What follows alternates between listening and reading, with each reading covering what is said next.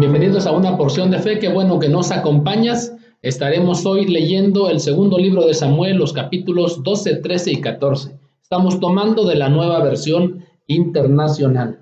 Así que vamos adelante, seguimos viendo la historia, vida y obra de David, el famoso rey David, el que ya decíamos que algunos piensan que cantaba las mañanitas. Si las cantaba o no, estaremos viendo qué hizo. Estaremos viendo algunos eventos en la vida de David lamentables. Mas vamos a ver qué dice esta lectura y qué podemos aprender nosotros hoy. Capítulo 12, verso 1. El profeta Natán amonesta a David. Y dice así: el Señor envió al profeta Natán para que hablara con David el rey. Cuando se presentó ante David, le dijo: dos hombres vivían en un pueblo. El uno era rico y el otro pobre. El rico tenía muchísimas ovejas y vacas. En cambio, el pobre no tenía más que una sola ovejita que él mismo había comprado y criado. La ovejita creció con él y con sus hijos. Comía de su plato, bebía de su vaso y dormía en su regazo. Era para ese hombre como su propia hija. Pero sucedió que un viajero llegó de visita a casa del hombre rico, y como éste no quería matar ninguna de sus propias ovejas o vacas para darle de comer al huésped, le quitó al hombre pobre su única ovejita. Tan grande fue el enojo de David, el rey, contra aquel hombre que le respondió a Natán: tan cierto como que el Señor vive, que quien hizo esto merece la muerte. ¿Cómo pudo hacer algo tan ruin? Ahora pagará 4 veces el valor de la oveja. Entonces el profeta Natán le dijo a David el rey: tú eres ese hombre.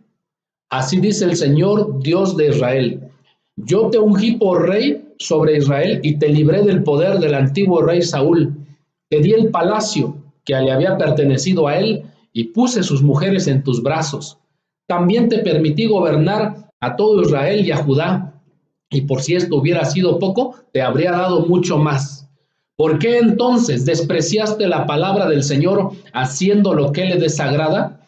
Asesinaste a Urías el hitita para apoderarte de su esposa. Lo mataste con la espada de los amonitas. Por eso, la espada jamás se apartará de tu familia, pues me despreciaste al tomar la esposa de Urías el hitita para hacerla tu mujer.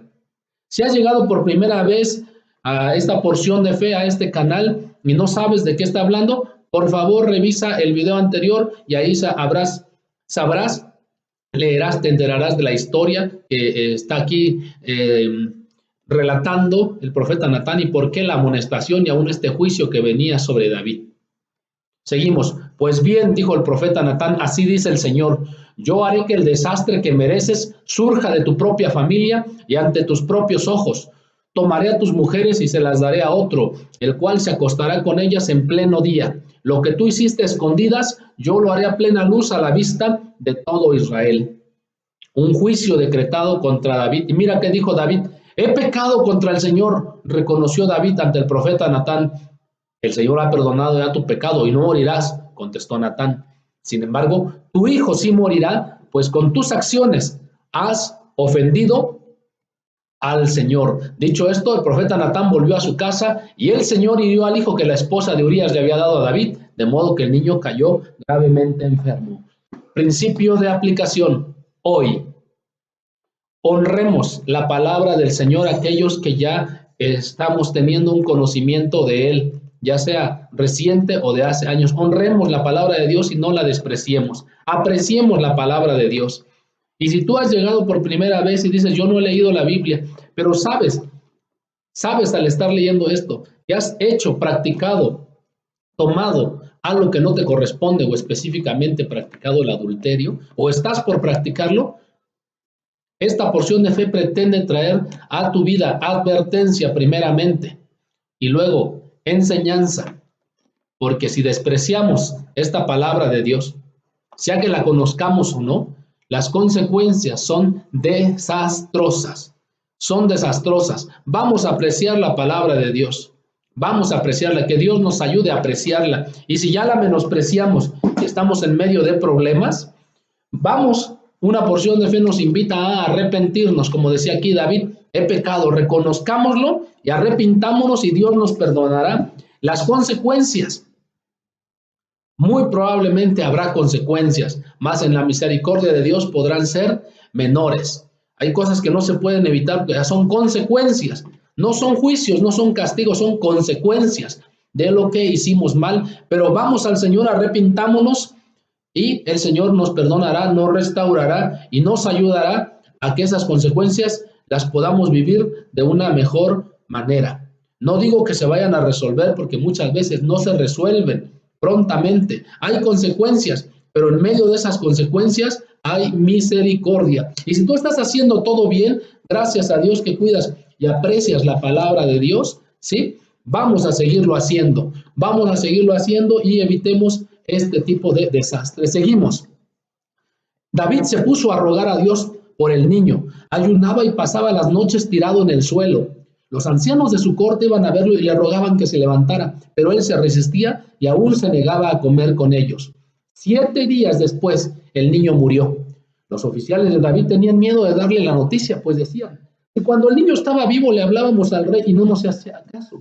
¡Qué locura no hará ahora si le decimos que el niño ha muerto! Pero David, al ver que sus oficiales estaban cuchicheando, se dio cuenta de lo que había pasado y les preguntó, ¿ha muerto el niño? Sí, ya ha muerto, le respondieron. Entonces David se levantó del suelo y enseguida se bañó y se perfumó, se vistió y fue a la casa del Señor para adorar. Después regresó al palacio, pidió que le sirvieran alimentos y comió. ¿Qué forma de actuar es esta?, le preguntaron sus oficiales. Cuando el niño estaba vivo, usted ayunaba y lloraba. Pero ahora que se ha muerto, usted se levanta y se pone a comer. Lo que le estaban diciendo es que no le importa. David respondió, es verdad que cuando el niño estaba vivo, yo ayunaba y lloraba, pues pensaba, ¿quién sabe? Tal vez el Señor tenga compasión de mí y permita que el niño viva. Pero ahora que ha muerto, ¿qué razón tengo para ayunar? ¿Acaso puedo devolverle la vida? Yo iré a donde él está, aunque él ya no volverá a mí. Luego David fue a consolar a su esposa por la muerte del niño y se unió a ella. Volvió a tener intimidad con ella. La señora Betsabé le dio un hijo al que David llamó Salomón. Y el Señor Dios, amó al niño y mandó a decir por medio del profeta Natán que le pusieran por nombre Jedidías, que quiere decir amado del Señor, y esto era por disposición del Señor. Mientras tanto, Joab, el general del ejército, había atacado la ciudad amonita de Rabá y capturado la fortaleza real. Entonces envió unos mensajeros a decirle al rey David, acabo de atacar a Rabá y he capturado los depósitos de agua. Ahora pues le pido a su majestad que movilice el resto de las tropas para sitiar y capturar la ciudad. Si no viene, lo haré yo mismo y le pondrán mi nombre. Por tanto, David, movilizando todas las tropas, marchó contra Rabá, la atacó y la capturó. Al rey de los amonitas le quitó la corona de oro que tenía puesta, la cual pesaba más de 30 kilos y estaba adornada con piedras preciosas. Luego se la pusieron a David. Además, David saqueó la ciudad y se llevó un botín inmenso. Expulsó de allí a sus habitantes y los puso a trabajar con sierras, trillos y hachas, y también los forzó a trabajar en los hornos de ladrillos. Lo mismo hizo con todos los pueblos amonitas, después de lo cual regresó a Jerusalén con todas sus tropas. Capítulo 13. Vamos a ver cómo inician las consecuencias del desastre por la desobediencia, el pecado, el menosprecio de David hacia la palabra de Dios. Vamos a ver qué pasó. Pasado algún tiempo sucedió lo siguiente. Absalón, hijo de David, tenía una hermana muy bella que se llamaba Tamar, y Amnón, otro hijo de David, que de hecho era el hijo mayor, se enamoró de ella. Pero como Tamar era virgen, Amnón se enfermó de angustia al pensar que le sería muy difícil llevar a cabo sus intenciones con su hermana. Sin embargo, Amnón tenía un amigo muy astuto que se llamaba Jonadab y que era hijo de Simá y sobrino de David. Quiere entonces decir que era su primo de Amnón era Jonadab. Jonadab le preguntó a Amnón, ¿cómo es que tú, todo un príncipe, te ves cada día peor? ¿Por qué no me cuentas lo que te pasa? Es que estoy muy enamorado de mi hermana Tamar, respondió Amnón.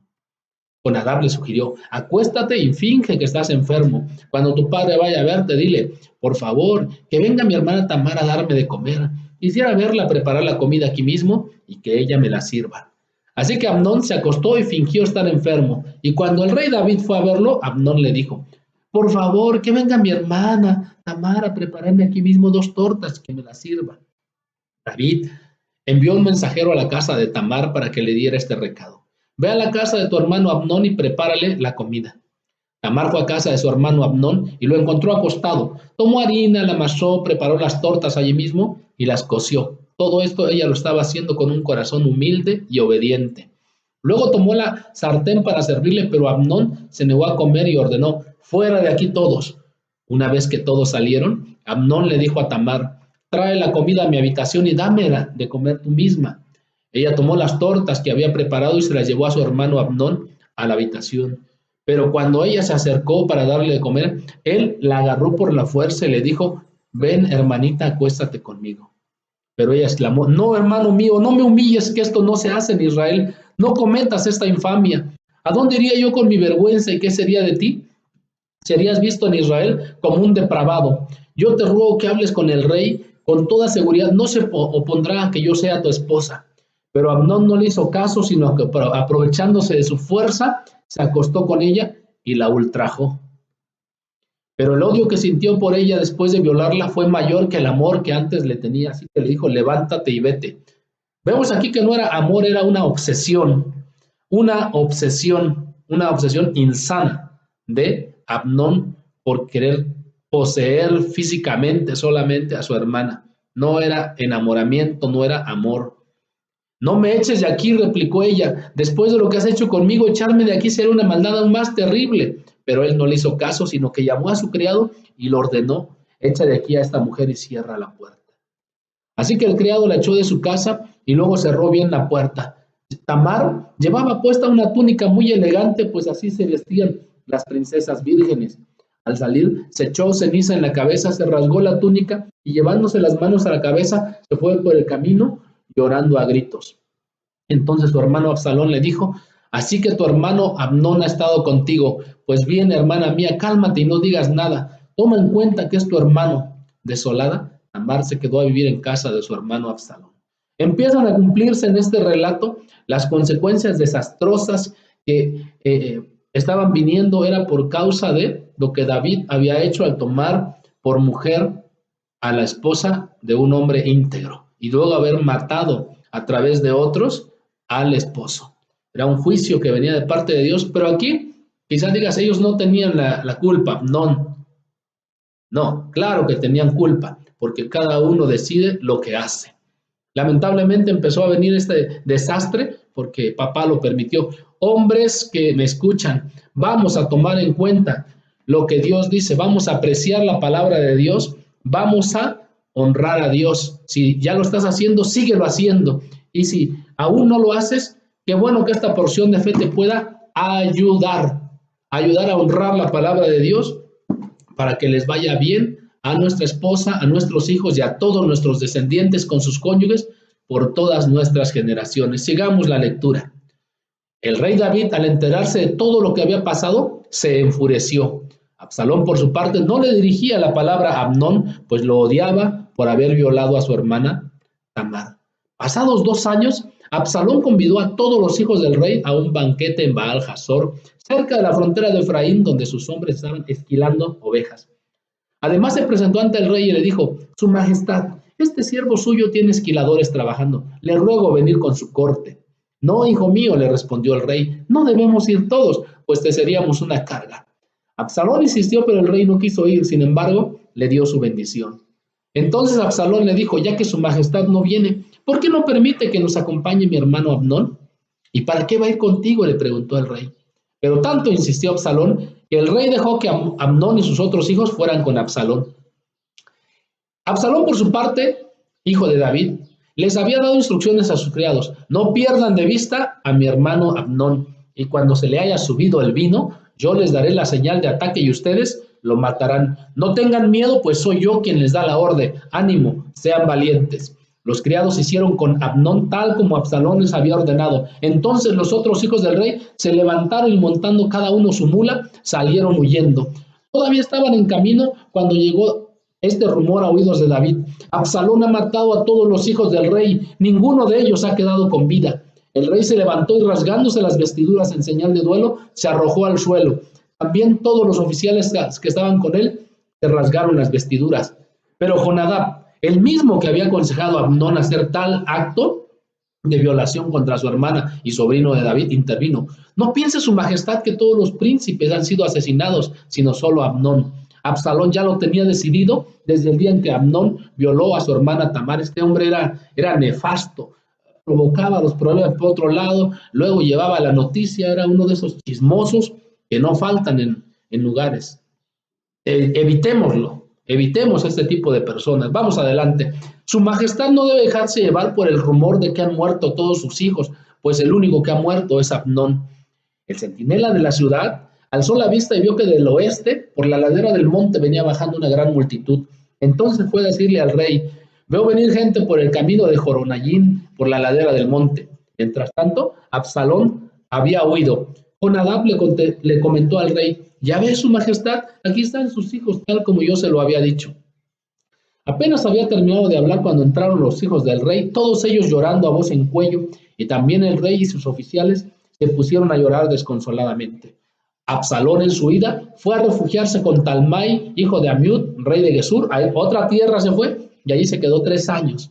David, por su parte, lloraba todos los días por su hijo Amnón, y cuando se consoló por su muerte, comenzó a sentir grandes deseos de ver a Absalón. Hasta aquí vamos viendo una parte que el papá no toma autoridad, ¿sí? Y a causa de lo que él había hecho empiezan a venir un desastre, y aún así se hace, como se dice, de la vista gorda. Solamente se enfureció, pero no había tomado acción. Padres, vamos a tomar acción en nuestra casa. La porción de fe nos invita a estar pendientes de nuestra vida y luego de la vida de nuestra esposa y de nuestros hijos y de todo lo que ocurre a nuestra casa. El Señor nos ha confiado esa responsabilidad. Tenemos la responsabilidad mayor como hombres dada por Dios de cuidar a nuestra vida, nuestra casa, nuestra esposa, nuestros hijos y todo lo que Dios nos ha dado. Si lo estás haciendo, síguelo haciendo, y si no lo has hecho, empieza a hacerlo. Que Dios te ayude. Vamos, seguimos la lectura. Capítulo 14. Capítulo 14. Absalón regresa a Jerusalén. Joab, hijo de Sarbia, el general del ejército, se dio cuenta de que el rey extrañaba mucho a Absalón, su hijo. Por eso mandó traer a una mujer muy astuta, la cual vivía en Tecoa, y le dijo: quiero que te vistas de luto y que no te eches perfume, sino que finjas estar de duelo, como si llevaras mucho tiempo llorando la muerte de alguien. Luego Joab le ordenó presentarse ante el rey, explicándole antes lo que tenía que decirle. Cuando aquella mujer de la región de Tecoa se presentó ante el rey, le hizo una reverencia y se postró rostro en tierra. Ayúdeme, su majestad, exclamó. ¿Qué te pasa?, le preguntó el rey. Soy una pobre viuda, respondió ella. Mi esposo ha muerto. Esta servidora de su majestad tenía 2 hijos, los cuales se pusieron a pelear en el campo. Como no había nadie que los separara, uno de ellos le asestó un golpe al otro y lo mató. Pero ahora resulta que toda la familia se ha puesto en contra de esta servidora de su majestad. Me exigen que entregue al asesino para que lo maten y así vengar la muerte de su hermano, aunque al hacerlo eliminen al heredero. La verdad es que de esa manera pagarían la última luz de esperanza que me queda y dejarían a mi esposo sin nombre ni descendencia sobre la tierra. Regresa a tu casa, que yo me encargaré de este asunto, respondió el rey David. Pero la mujer de Tecoa replicó: su majestad, que la culpa caiga sobre mí y sobre mi familia, y no sobre el rey ni su trono. Si alguien te amenaza, insistió el rey, tráemelo para que no vuelva a molestarte. Entonces ella le suplicó: ruego a su majestad invocar al Señor su Dios para que quien deba vengar la muerte de mi hijo no aumente mi desgracia matando a mi otro hijo. Tan cierto como que el Señor vive, respondió el rey, juro que tu hijo no perderá ni un solo cabello. Pero la mujer siguió diciendo: permita a su majestad a esta servidora suya decir algo más. Habla, dijo el rey. ¿Cómo es que su majestad intenta hacer lo mismo contra el pueblo de Dios? Al prometerme usted estas cosas se declara culpable usted mismo, pues no deja regresar a su hijo desterrado, a su hijo Absalón.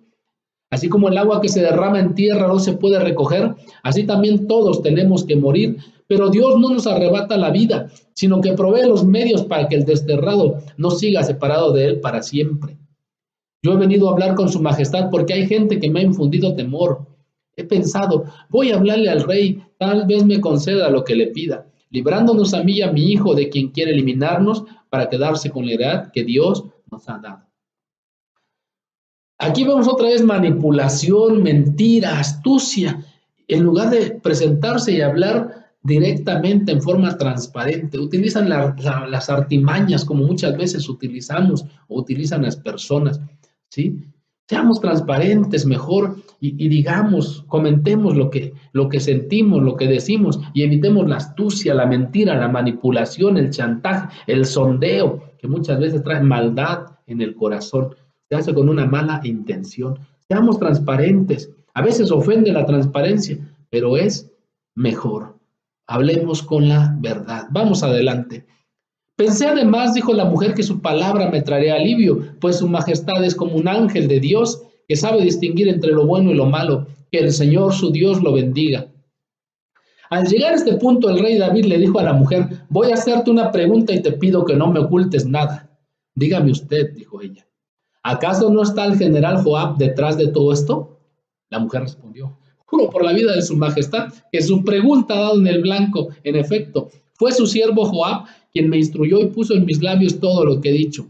Lo hizo para disimular el asunto o para encubrirlo, pero su majestad tiene la sabiduría de un ángel de Dios y sabe todo lo que sucede en el país.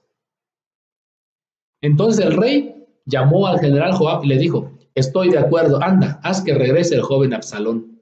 Postrándose rostro en tierra, en señal de respeto, el general Joab le hizo una reverencia al rey y le dio las gracias, añadiendo: hoy sé que cuento con el favor de mi señor y rey, pues usted ha accedido a mi petición. Dicho esto, Joab emprendió la marcha a Gesur y regresó a Jerusalén con Absalón, pero el rey David dio esta orden: que se retire a su casa y que nunca me visite.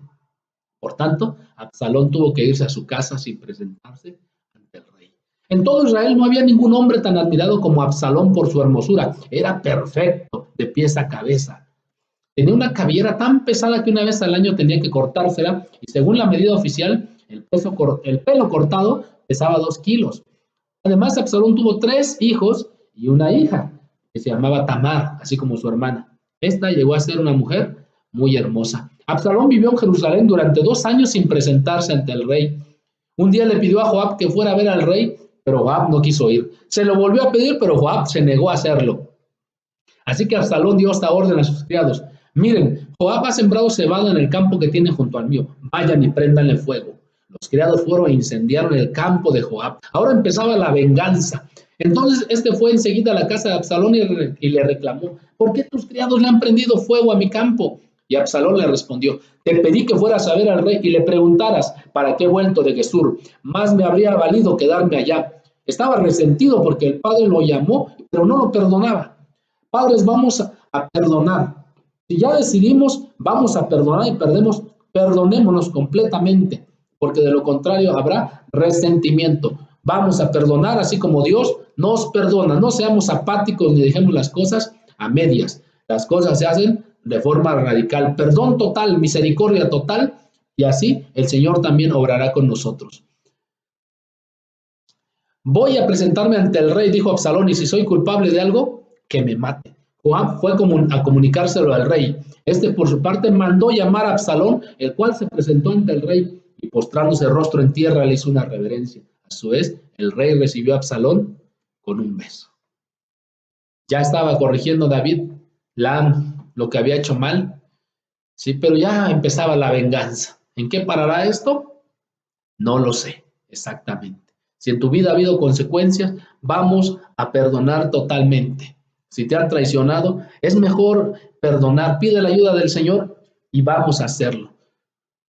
Si hemos hecho lo malo, vamos a pedir perdón, ¿sí? Aceptemos las consecuencias, pidamos a Dios su misericordia y continuemos. No dejemos que siga avanzando el mal, cortémoslo de raíz, que Dios nos ayude. Una porción de fe pretende traer libertad a tu vida. Y recordemos, una porción de fe cambia tu vida.